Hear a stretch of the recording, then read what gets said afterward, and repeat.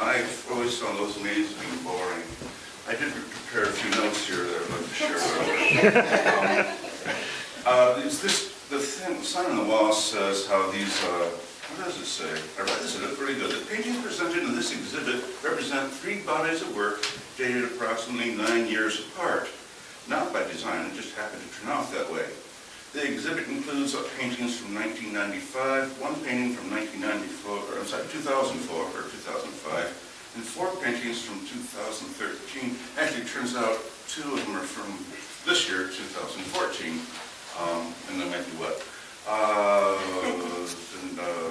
So that's fairly large paintings, 7 large paintings in a fairly small space. But that was the intention. I wanted to kind of pack it up, but maybe a little excessively. The continuity of these works is grounded on an ongoing subscription to anti-intellectuality. If one studies the whole of human history, one regularly sees an endless parade of destructive behavior. There are, of course, many bright spots, but as a general rule, human history is a history of war, not a history of peace. Which is to say, for all our cleverness, we only excel in ever-improved methods of death and destruction. Now, this is a new concept. The art movement Dada, which started during World War I, addressed the same observation. However, it would be inaccurate to claim that these works here are actually in the Dada style. It's just the same theology, let's say. I have long believed in the self-serving stupidity of the intelligentsia. This is really well written. That's why I went to grad school. And also got a job, but if I were to decry the failing of human intelligence without a terminal academic degree, then the argument would be, well, yeah, you're just jealous. But I got degrees, and so when I say must count. And then the last line, in addition, these paintings are visually attractive. Well, I think actually they are fairly harmonious. Just to talk really quickly about how it works, how it is anti-intellectual, is the theme in almost every piece is only accentuating the folds of the cloth that they actually are painted on, painting in most cases a dark line, well, those are light lines, and then painting the area around it, and then painting the lines again, and going back and forth, and you get this kind of thickness of color at the edges where it almost creates a 3-dimensional volume, but it's the whole point is not a subject or a theme, it's just paint on cloth. And I really like paint. I actually like the process of painting, but no, I don't want to paint your room. And it's kind of neat because things emerge unintentionally. And okay, I did throw in some things. There's a little text on that one, and I think there's some words over there too. But so that was kind of an intentional move. But generally speaking, I try to stay away from any thought process. I think perhaps if you could, maybe the value to a viewer, if I could impress anyone, was to just slow down for a minute and look at nothingness or slight adjustments of nothingness. And, you can take just a few seconds off and breathe for a second. Maybe that's a pretty good job. Maybe I'm doing what I'm supposed to do. And I'm sure I have nothing else to say.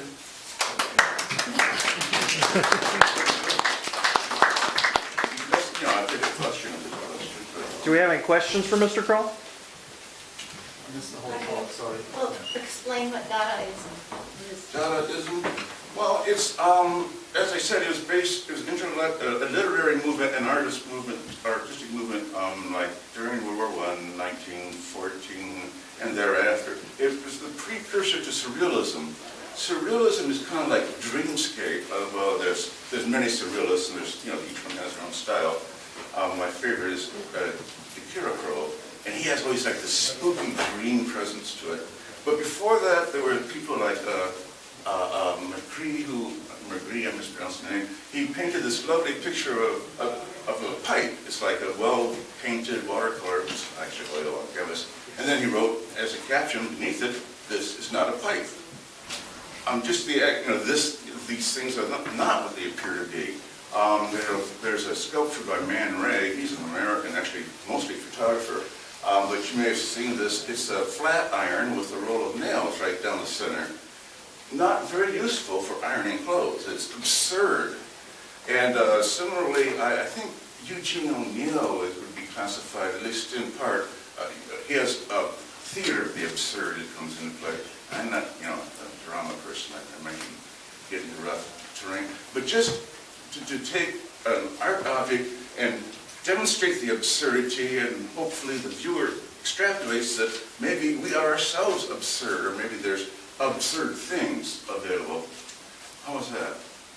Yes, ma'am. I noticed that that you said you were trying to focus in like on the natural forms that occur, and I noticed you used kind of neutral colors for most of them, are black and white, and there's this one red one. What's the significance of the color? That's the one from 2004. It's not in the That, same. there actually, there was a bunch of them.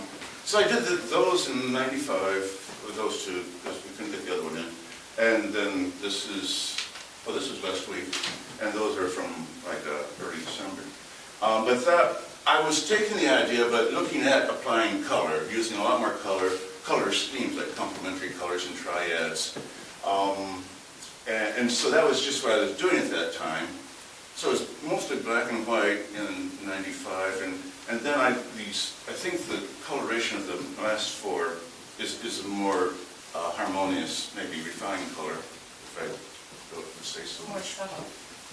Yeah. Was there a different concept for that one? I mean, there's like, looks like shapes in it, like cube-like shapes, kind of. Or was Well, that just actually, those two are sewn together. There's two canvases, like I cut out the center. There's more or less a frame, then I inserted another painting behind it. But no, these were wrinkled up canvases. I also, some of them have been used for drop clouds, and so there'd be paint splatters and other random, imposed elements. I kind of intentionally spill paint, but it's still fairly random. But it's primarily not much thought, just amplifying what is there.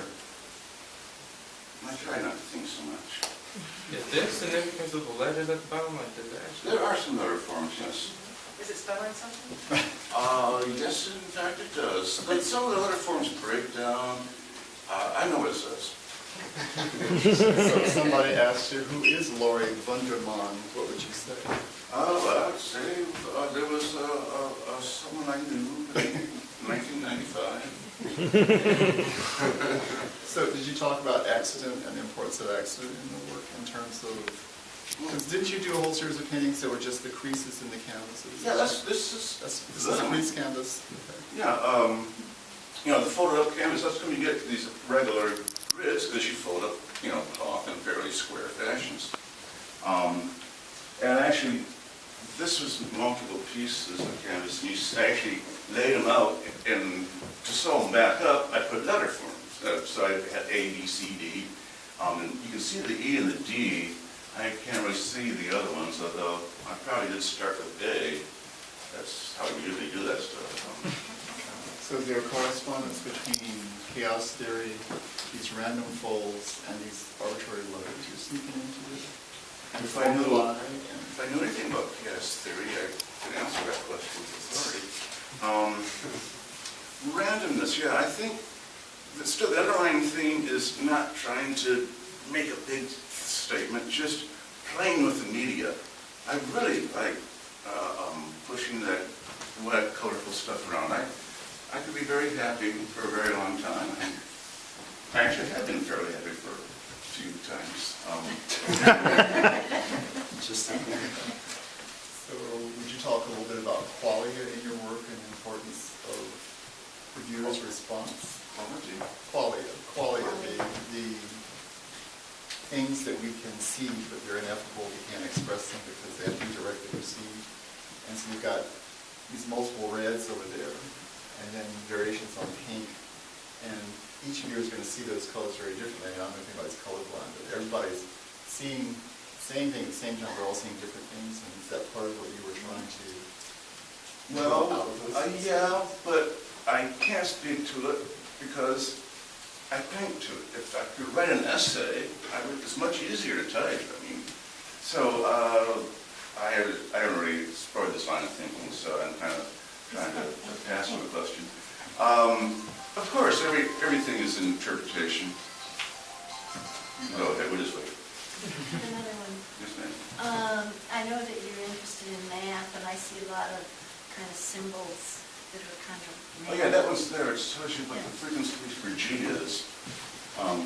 It says G, I don't know if that, I think it's 386 hertz there, but I'm not sure. I should look that up. I did look it up, I just can't read it. Yeah, math's all right. Math does things, you know, helps you solve problems. You need a gallon of water, you measure, or it works. So is your philosophy of art react as opposed to reflect, or I'm sorry, I didn't hear the...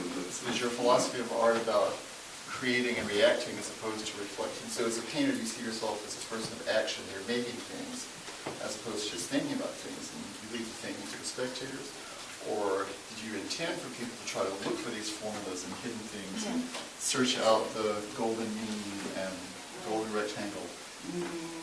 Well, no, I like other paintings. I am trying to say a specific thing, depict a certain thing. But in all cases, I think you could say it's a fairly expressive treatment. I do want to emphasize it is paint and made by human hand. Of course, I have to use rulers and measure stuff and do things with precision, but the handmade brokenness is attractive to me. I would call it kind of like expressive color field, or action color field, the two schools of abstract expressionism. I see the drips. Now, as we, as viewers, have come back to this, like I used to do at University of Iowa, Jackson Pollock, about 100 times. That was my meditative place. Are you thinking of the viewer that way? I mean, he was just, that. I didn't see the symbols for about the 10th viewing there because I was too close. This reminds me, they were too close. Oh yeah, well, art, all art defines it a distance, a reading distance, and some is supposed to be handheld, and some is supposed to be stepped away in a fairly public kind of setting. Of course, larger requires step back, just so you can take it all in. Jackson thought his signature style,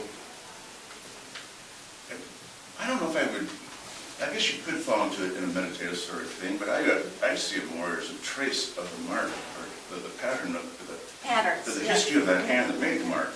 Kind of almost a sequence of events, a narrative. I actually like his earlier stuff. I know, well, I do.